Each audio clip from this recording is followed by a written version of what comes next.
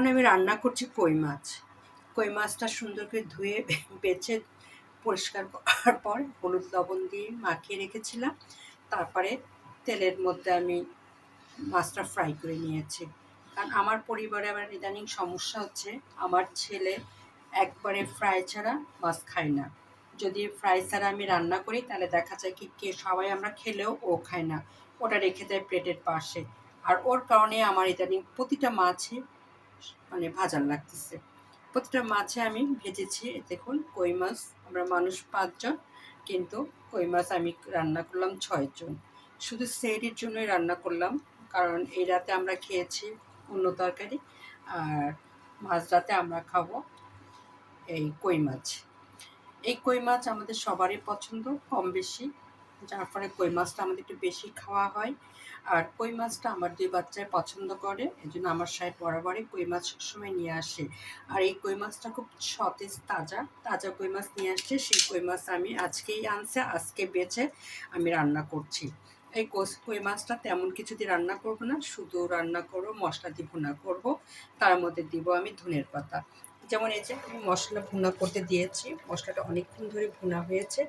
এখন এই মশলার মধ্যে আমি কই মাছটা দিয়ে দিব, আর কিচ্ছু দেব না, কারণ রোজার মাসে এমনি সবাই ওই রাতে কম খায়, আর সবজি দিলে আরও ঝামেলা মনে করে।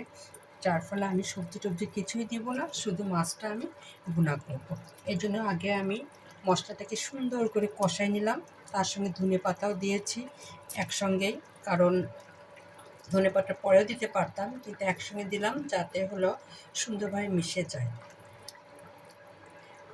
তেমন ঝোল রাখবো না, শুধু হালকা ঝোল রাখবো, এই কারণে মাখা মাখা, কারণ ওই রাতে সবাই কম খায়। আর গরম ভাতের সাথে কই মাছ ভুনা ভালোই লাগবে। তার সঙ্গে তো ডাউল থাকবে, আর একটু সবজি থাকবে। আর শেষ রাত মানেই ভর্তা, যে কোনো ভর্তা প্রতিদিনই থাকে, আজকে থাকবে বেগুন ভর্তা। কারণ আমাদের বাসায় বেগুন ভর্তাটা খুব ভালো চলে, এবং বেগুন ভর্তাটা করলে সবাই খুব পছন্দ মতো খেতে পারে এবং রুচিসম্মত হয়। এই জন্য আমার বেগুনটা বেশি আনা হয়, আর ভর্তাটাও বেশি চলে। এটাকে আমি শুধু শুকনো শুকনো করে নামাবো, যেহেতু মশলা কষি একটু পানি বেশি দিয়েছি, আর মাছটা আমি কেবলই দিলাম বিধায় পানিটা এখনও আছে। ঝোলটা যখন একবার কমে মাখা মাখা হবে তখন আমি নামিয়ে ফেলবো, তখন আর কিচ্ছু দিব না, শুধু জিরা দেব। আর এটা আমি রান্না করছি বেশ 10টার পরে, যেহেতু সেহরি সবাই খায় মাঝরাতে, এজন্যই আমি ভাত আর যে কোনো একটা তরকারি যেটা ইম্পর্টেন্ট সেটা আমি মানে 10:30টার দিকে রান্না করি। এটা সেটাই রান্না হচ্ছে 10:30টার দিকে। এরপর আমি ভাত বসাই দিব, দিলে আমার রান্না আজকের মতো শেষ হবে।